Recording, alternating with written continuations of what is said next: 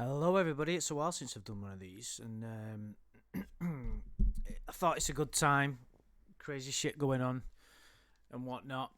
Um, and as usual with what happens in a lot of my sort of outlook on life, I always try and compare. I always end up comparing certain situations and misgivings and sort of my own sort of tendencies to Lon, which is fucked up. But he is a kind of anti role model in a way. It's like, how not to live. So one of the things that's kind of like that is a key factor in Lorne's psychological makeup is kind of resentment. He resents virtually everybody and everything. It really is remarkable. It's like everything that you could do wrong, he does, like emotionally, physically, like pretty much everything. It's fucking remarkable. There's a comical aspect to this, obviously, with regard to his you look at the lawsuits and his attitude towards everyone in his life apart from his mother, really. Um, but that's kind of a complicated relationship that he has that we'll probably go into another time, maybe on a stream with the other guys. It'd be good to sort of talk about it. It's his relationship with his mum is quite common for people like him. I've noticed that people have kind of a low level of consciousness. Is a good way of putting it. Seem to have an over exaggerated relationship with the mother. It's like a compensation, I think. And also it's kind of bit of an ego thing, because look at me, I love my mum, I'm a good guy. Well, you don't really. You don't as much as you should do. But anyway, the resentments that Lorne carries have been there as long as we've kind of known we've had information about him. It first started in the chat log. So if you kind of look here in the chat log, his brothers and sisters get brought up, and these are the people that he seems to resent the most. They get brought. He calls them dumb at some point, at some other point in the chat log. But here, I love them because they're my brothers and sister, but I don't like the way they are. Now that on the surface of it, that seems like a decent approach to look at it. I love them. I have a cousin really that I don't speak with anymore. I don't hold any resentment towards him because it's just the way he is. I'd like to think not. Anyway, it is an ongoing battle because when you engage with those people, that's when the test comes. It's all very well and good, sitting in far away and saying, "I peace be with you" and all that. But the true test is life. It's when you have to engage and they push your buttons. That's when the test comes. So we look at the way he approaches it here. I love them because they're my brother and sister, but I don't like the way they are. And then Kayla responds, "They must have done bad stuff to you. They thought about themselves and I helped them a lot, but when it came to me needing help, they ran very fast the other way and they purposely screwed me a few times too. So they're not on my favourites list." No, that's an interpretation that he's got, and they purposely screwed me over a few times too. Is it possible that they've purposely screwed him over? Purposely screwed over means that, that's quite a significant thing. It means that they've purposely gone after Lorne to try and cause harm on him. It's possible. It may just be that they've been a bit stupid. The thing is, we've got his reality show thing to look at, which we'll do in a minute, which is funny, but we can get some insight from it. Oh shit! Hang on a minute. Okay, so this is quite interesting. This has just kind of occurred to me. I'll explain it to you sometime. Basically, they screwed me over so bad. I mean, not just bad, so bad. When it came to money and shit, that I couldn't stand being around them anymore. That's one of the things that made me move down here. Well, that, and it's always been my dream to make it in country music. Well, we know the real reason why I left is because of the Betty situation. Now, my interpretation of this is that he's using that as an excuse, which is going to become quite prevalent in what I'm talking about. So, I'll explain it to you. They screwed me over so bad. That's kind of interesting. He's beefing it up a little bit, isn't he? You know, that's generally what people do with ego reactions. It's like playing the victim. We all know that's a common trait of Lorne's whole character. It's just the way he operates, and he's doing it right there. You know, a sort of enlightened approach would be, let's just say that you were betrayed by someone that you loved. Just say, well, you'd say something, they hurt me. It was difficult to get over.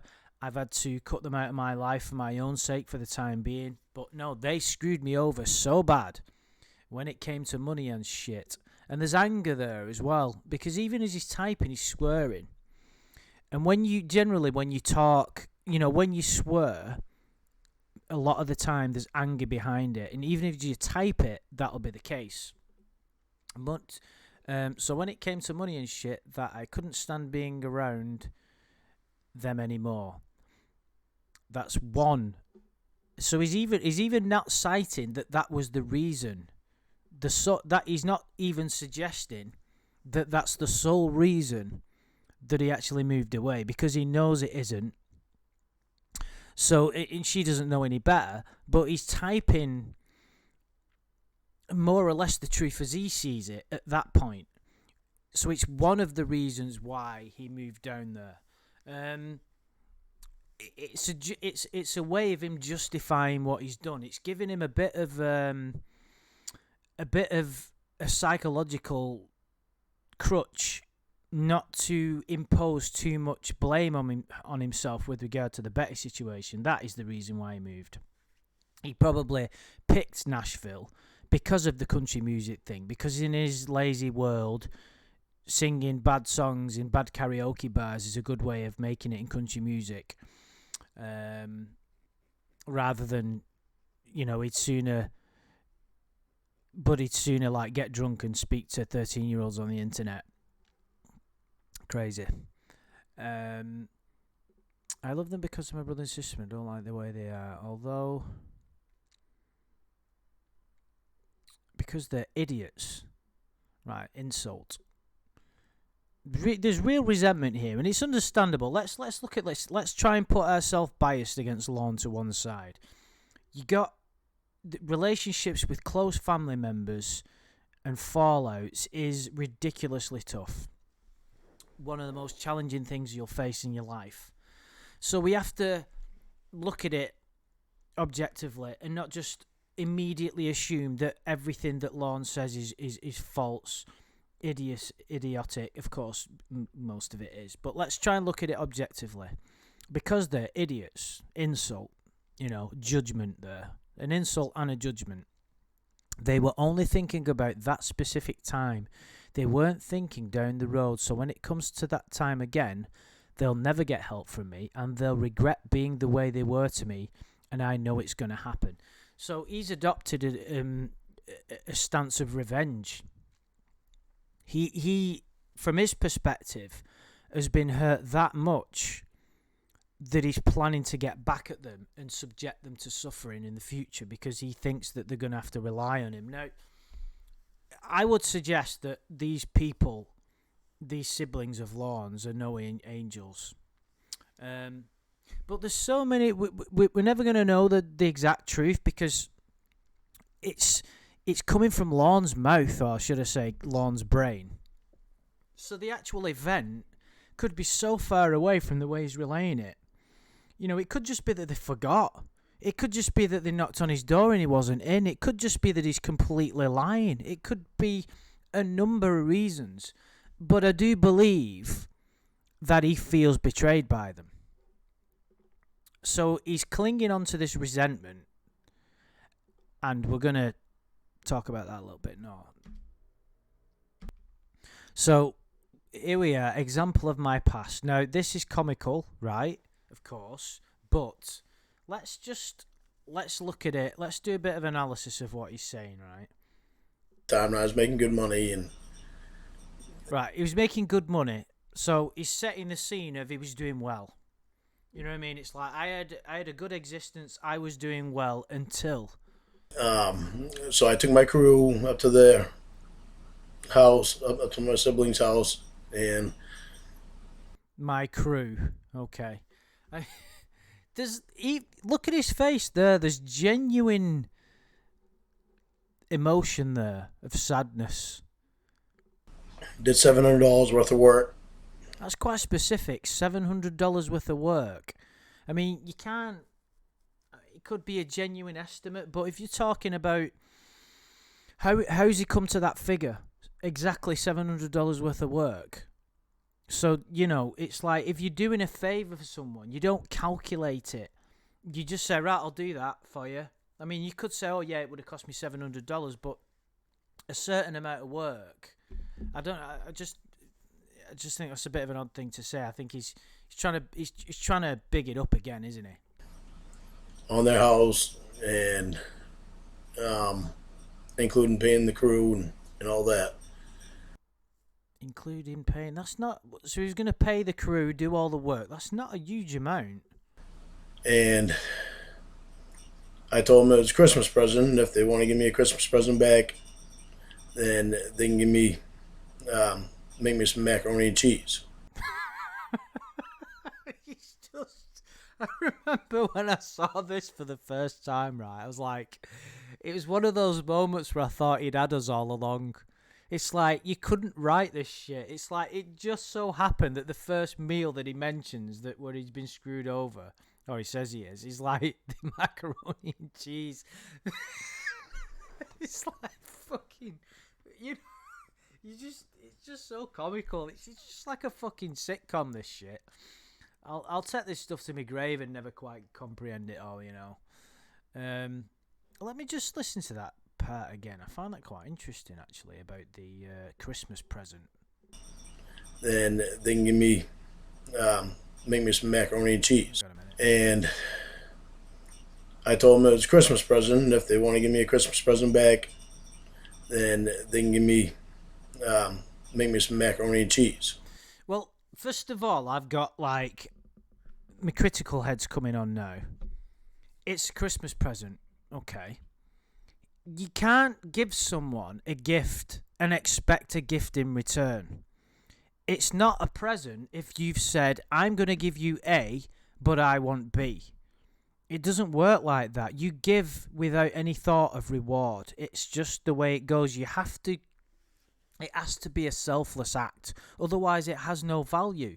If you give somebody something and expect something in return, you may as well not fucking bother. That's just the way it is. If you give someone something and they are not grateful for it, then you seriously have to question. But that's another matter. You expect that someone is grateful and are appreciative. But you can't. And not only is it a gift, it's a Christmas present. It's not just like I'm going to do something for you because you're my brother or sister and you need help. So he's kind of he's stumbling on his own logic here. There's some homemade macaroni and cheese that they made. And I did the same for another sibling. Went up to their house and I did $700 worth of. So it's $700 worth of work exactly for both of them. That's a bizarre coincidence, if you ask me. Worth of work. I think he's just picked these figures off the top of the head. Do you know what he probably did? He probably just brought him a pack of fucking screws round. Oh, there you go. Where's me fucking macaroni and cheese? That's probably what happened, you know. including paying for my crew and even using some of the materials that I had and all that. And I told them if they, And do you know, while I'm getting critical, because it doesn't take a lot for the anger to start flowing when you look at Lorne, he's probably nicked all those fucking materials or not even paid for them. He probably got them from some old chap whose business is... Never mind. I'm just... they wanted to, same thing, that it was a Christmas present, if they wanted to give me a Christmas present. So hang on a minute. He did this work... He did work for two different siblings, both at Christmas time, and both for $700. I smell fucking bullshit here. Just think about this. Did he do it all at the same time? At the same Christmas? So Christmas fucking, I don't know, 2004 or whatever. And it was both... He did work for both his siblings at Christmas or close to Christmas. Because, I mean, in theory, you could do work for somebody in June and say, well, just give me a Christmas present. But why has he brought Christmas into it? And why is it both $700? Back, they can make me some deviled eggs. I just find it funny. It had so much sort of frailty to his story, the fact that it just involves meals. Do you know what I mean? If it was like, right, what it is, I built them both a house, we signed contracts, I give them a reduced figure, 50% off, I worked my ass off and gave up loads of contracts to help them, and they ended up taking me to court and claiming that I breached contract section 6B and they found a loophole, and basically I got nothing and my business is ruined. That would be a genuine story where you would like go, you know what, this guy's been fucked over. But the total illegitimacy of this story already that I managed to kind of like find fault in is just bizarre. It's like he's done a little bit of work that's both... He's come out with a figure of $700, which is highly questionable. He's brought Christmas into it. Fucking... You know what I mean? It's like... And he just wanted a meal in return. And then... And, as well, like I said, you can't give gifts at Christmas and expect something in return. Another sibling, I gave $425 to for heating oil. And Okay, right. Okay, so now we've got a different figure. A 420... So, the heating oil thing, this is true. He's not going to pick that off the top of his head. I'm not denying that something occurred. But I find it difficult to believe that it's occurring exactly how he said. But so we got $425 heating oil. This is the truth. You know, he's not just making that up. And told them that if they want to give me it was a Christmas present, if they want to give me a Christmas present back, they can make me some of their homemade meatballs.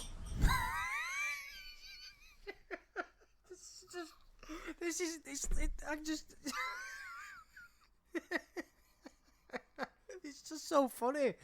Macaroni and cheese. It's like a joke. It's like an Irishman walked into his bar and bumped into his Paddy bumped into his sister, and his sister said, "Would you like deviled eggs, scrambled, macaroni and cheese, or meatballs?" And Paddy went to the... He's like, "What the fuck?" I'm waiting for the punchline. And I never saw the meatballs, I never saw the deviled eggs, and I never saw the macaroni and cheese until the following year. My sibling came down with a pot of macaroni and cheese and asked me to borrow $500 so they could get Christmas presents for the kids. So Bit of a mumbling going on here, which is a common thing for Lorne. Is it a sign of nervousness? Is it a sign of him lying? Usually it's a sign of anxiety. Potentially deception. I gave them $500 so that way the kids could get... It's not looking good. He's mumbling a lot. Is it that there's emotion involved, that he feels this genuine betrayal, or is it because he's bullshitting? Christmas presents. And I told her, the same thing. Just make me another thing of macaroni and cheese. And I'm struggling with this now. Right, so his sister's come down and said, or his sibling, was it his sister? Not that it matters, but thing of macaroni and cheese. Just make me another so that way the kids could get Christmas presents. I gave them $500 so that way the kids could get Christmas presents. never mind. And I told her, the same thing. Just make me another thing of macaroni and cheese. He's stumbling and stuttering more than he actually ever has. So there's something going on here. Like I said, let's not just. There is no exact science to statement analysis. It can be for a number of reasons, but there is definitely something going on. Is it deception? Is it emotion taking over? And to this day, I've never seen the macaroni and cheese. Look at his face. Like, it's such a total like look of disgust. Thing of macaroni and cheese, and to this day, I've never seen the macaroni and cheese. Told her, so I gave them $500 so that way the kids could get Christmas presents. And I told her, there's a lot of Christmas activity going on, isn't there? The same thing. Just make me another thing of macaroni and cheese. And to this day, I've never seen the macaroni and cheese. Right. It's like, okay, if his sister's come down and said, I cannot buy my children Christmas presents. Please, have you got $500? Generally, you'd say, unless it was like extreme circumstances, say, yeah, no problem, when you're going to pay me back. It's possible he said, okay, because it's Christmas and, it's the kids and they need the presents and I'm not a bastard and I'm going to do you a favour. Tell you what, it doesn't matter. You don't have to pay me the $500, but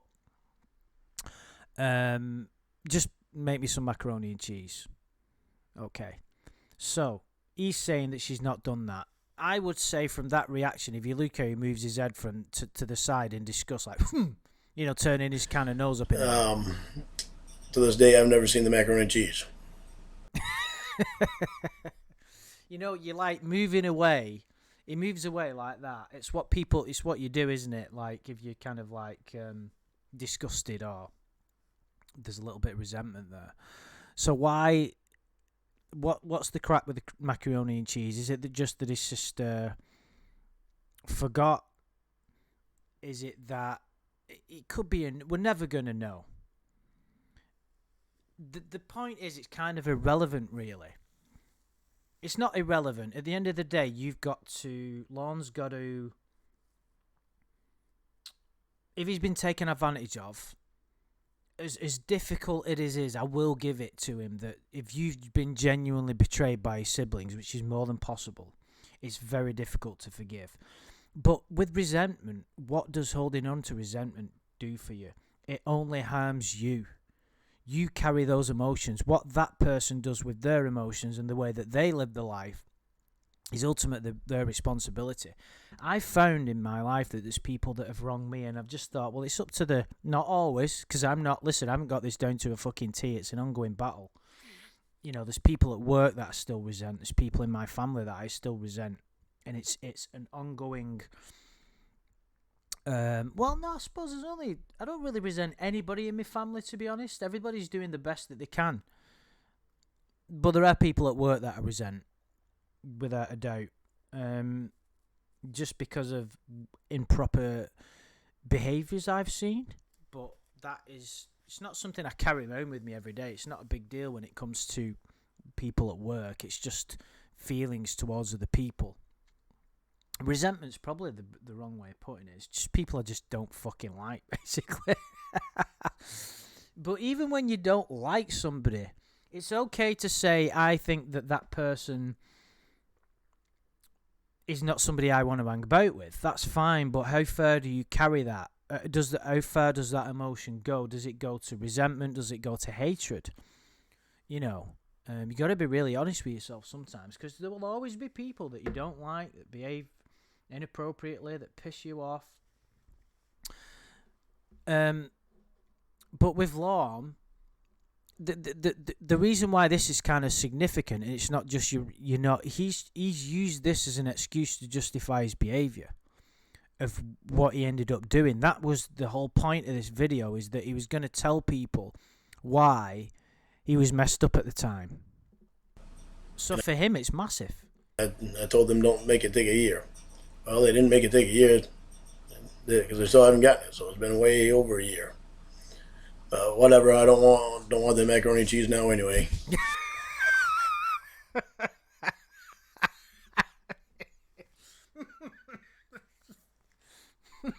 Oh, I'm choking on my own rage here. Oh, that's so funny. I don't want it anyway. It's such like an immature reaction, that, isn't it? Oh man, this is when you know that there's like a glitch in the Matrix, in it, when you see shit like this. But that there is an example of how I was treated for 5 years by people. Treated for 5 years? You're talking about 3 fucking incidents that happened in the same Christmas, where you've not been given meals that you asked for in return of something that you were supposed to be doing as a kind of gift. I idolized, and he probably did idolize his brothers and sisters. I'm getting a bit Lornisms now.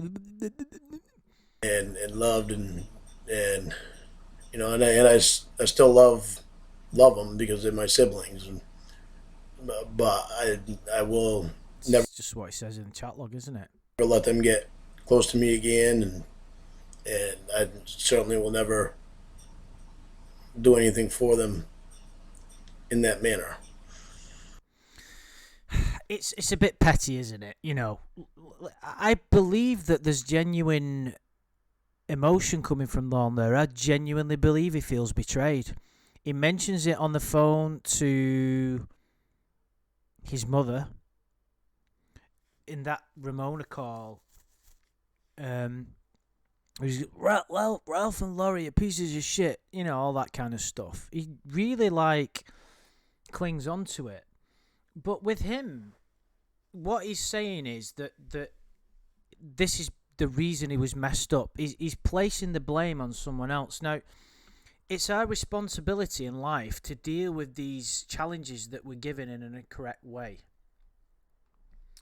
And he failed because he clung on to resentment. I'm not saying, we're looking at it, and look at where his life ended up.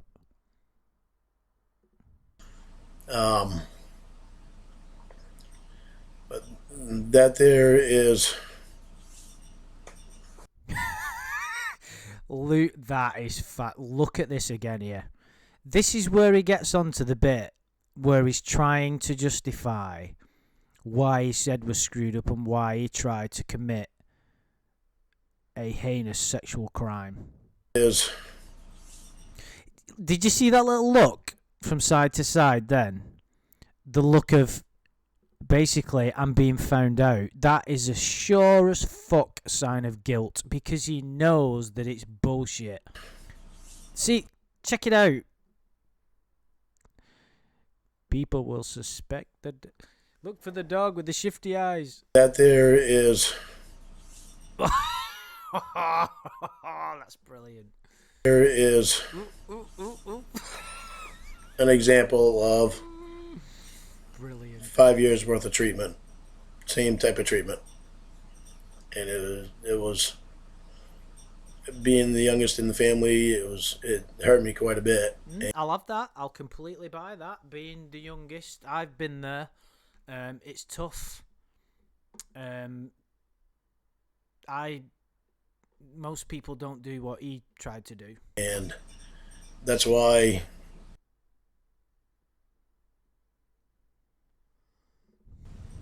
Betty's job went the way it did. Oh, is it now? Okay. How? And How? That's why Betty's job went the way it did. Okay, so he's not even kind of saying what went the way it did. that's why I sold my house for $8,000 after I had over $60,000 into it. And Why? Because you've let's say that the figures that he gave are right. So we got $700 times 2, $1,400. Then the 425, that's 1,825, and then we've got the $500. So that's just shy of 2,300, nearly 2,300. If I've got my figures right there. Why would you sell your house if you've $2,000 down? I suppose it's a reasonable amount of money, but I wouldn't thought it justify. If he's got that much money to throw around, that's not going to bankrupt him. And he's just fucking nicked $30,000 off Betty. And gave away about 3 truckloads of tools, and packed up the rest of my stuff and left and went to Nashville. Because I couldn't take it anymore. I just had to get away from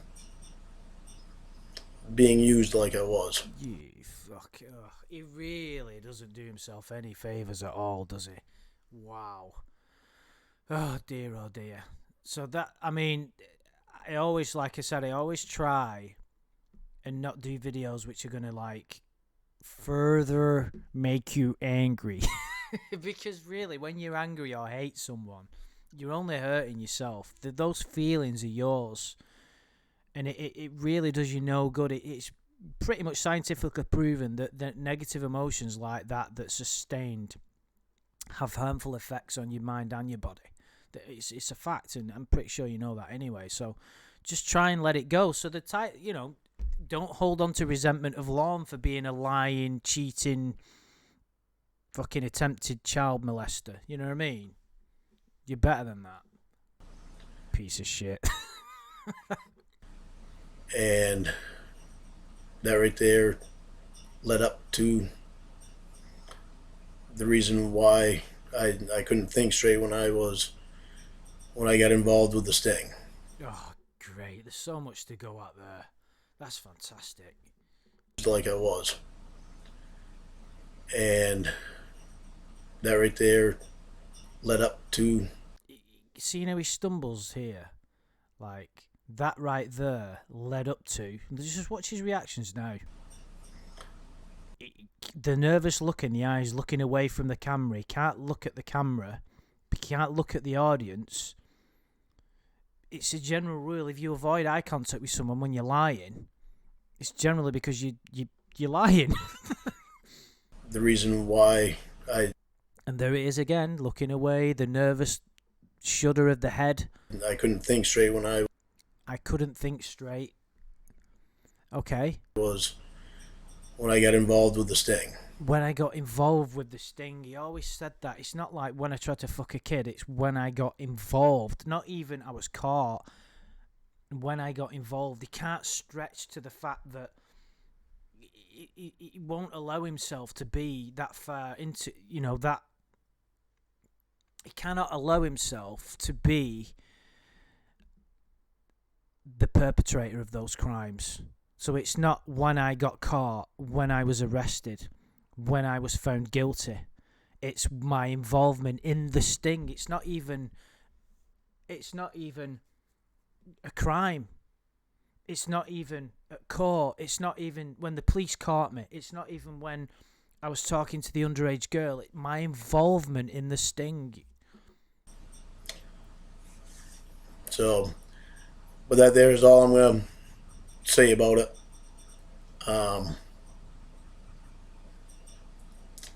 For those of you that want to know when the next show is going to be, it will be next week. No, I'm pretty sure we're not asked long. Well, actually, I suppose like on a similar level to like The Room, no, I can't compare Lorne's. There is a certain humorous similarity. So, if we look at like Lorne's resentment, is there any truth? Now, bear with me. I know this might sound like I'm insane. Is there any truth that his resentment caused him not to think straight. So, is there any possibility that if his siblings hadn't have betrayed him, like in his words, that he wouldn't have tried doing what he did online? No, the problem with that is we know that even before the sting, his involvement in the sting, there was another victim, an underage girl that he was fraternising with. There was some minimal sexual contact. It's somebody that he mentioned. We've mentioned it in previous videos. In case you're not aware, this girl was on his MySpace page. She was at least 15 years old. They were speaking on the phone. They divulged a lot of information to each other. He's claimed to have seen her topless, I believe. So there was some kind of sexual innuendo going on. Whether he ever met her or not, we're not sure. He went to meet her at the fair, so we think. So this kind of blows this I can't think straight out of the... Because it's just not feasible. Is it possible that if he hadn't have been betrayed by his, or what he felt... You see, the thing is, we don't even know if he had been betrayed. It could have been a misunderstanding. It's more than possible. I believe that he does feel betrayed, but it's totally... We cannot say for certain that it was justifiable. And what would you consider to be justifiable? Would you consider to be justifiable, not giving something that they promised? Does that warrant holding on to resentment? That's a decision each person has to make for themselves. But with regard to the way he's saying here is that I mean, it's kind of ridiculous to analyse this because we know it's nonsense. But it's interesting to try and get into his mindset and the mindset of somebody like Lorne, who's like a caricature of himself. Just where is it that this guy's mind structures come from? Why are they there?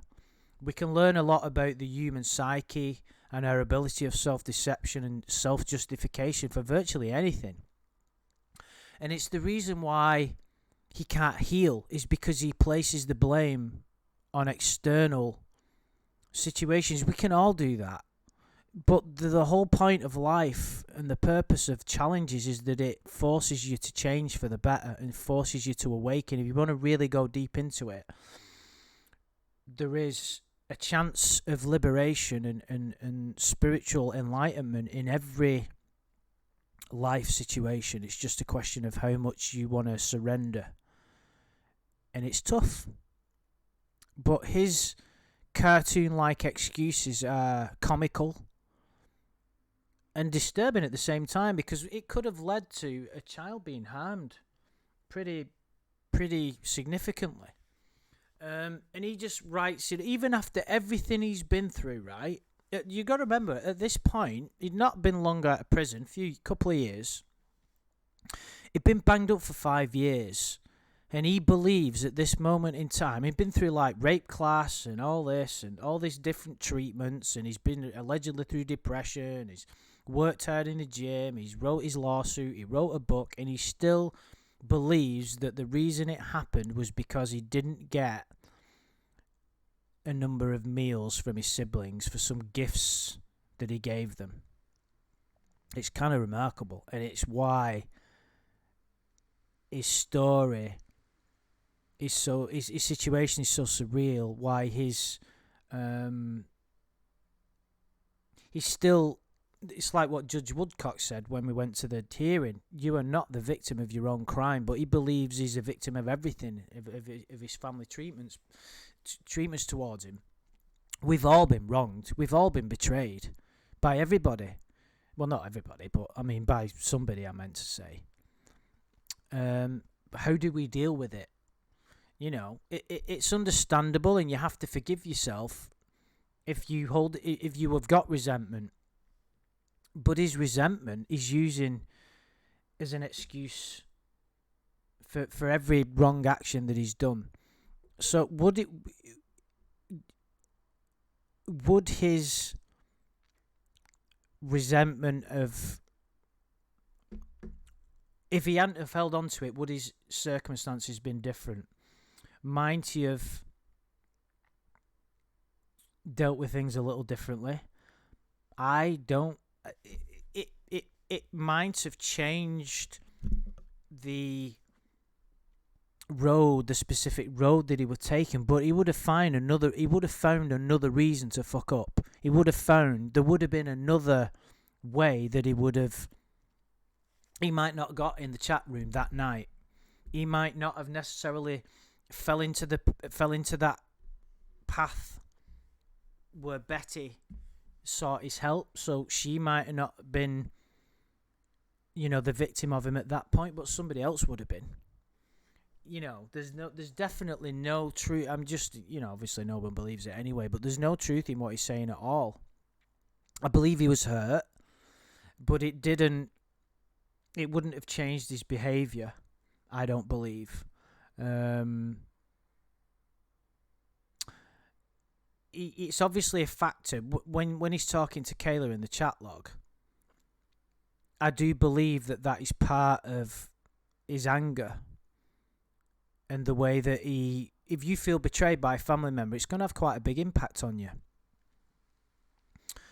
But for him to try and say that that's the reason why he couldn't think straight and that's why he engaged in the kind of actions that he did with Kayla is totally ridiculous, beyond comprehension almost. It's just, as we all know, I mean, we can laugh because it is funny.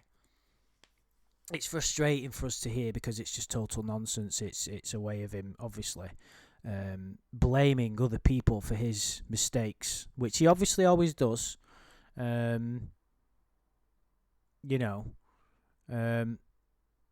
But like, he's not attained that level of consciousness, and he's not attained mastery over his emotions to the degree where he doesn't understand. He doesn't have the awareness to know that clinging on to these resentments is only doing himself harm.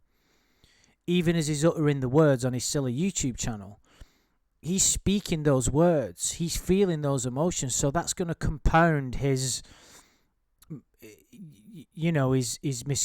mind structures with regard to the way that where all that happened. It's going to reinforce, that's a good word, it's going to reinforce those judgments of the opinions that he has about how he's ended up in that situation. So that will prolong his, if there was any chance of recovery, it's just making it, it's further and further away. Getting on here on YouTube really wasn't a good idea for him at all. It was probably the worst thing that could have, any potential recovery. It was never, even the judge mentioned it in the hearing and said, you were never going to win against those people. He's the last person in the world that should have started a YouTube channel. Really. A sex offender who refuses to accept his responsibility. It's like it couldn't really get any worse. You know what I mean? It's fucking crazy, really. So yeah. So I think we're gonna leave it there anyway. But I hope you've enjoyed this anyway. It's been fun, hasn't it, to kind of look over his silly utterances. So can get some good laughs out of it and maybe learn a little bit along the way. So next time someone doesn't bring you some meatballs, mac and cheese, meditate on those emotions and don't go out and try and screw a kid, is my advice to you. Please hold on to that advice, I beg you. And on that note, I will bid you a very good day, my friends, and I'll speak to you soon.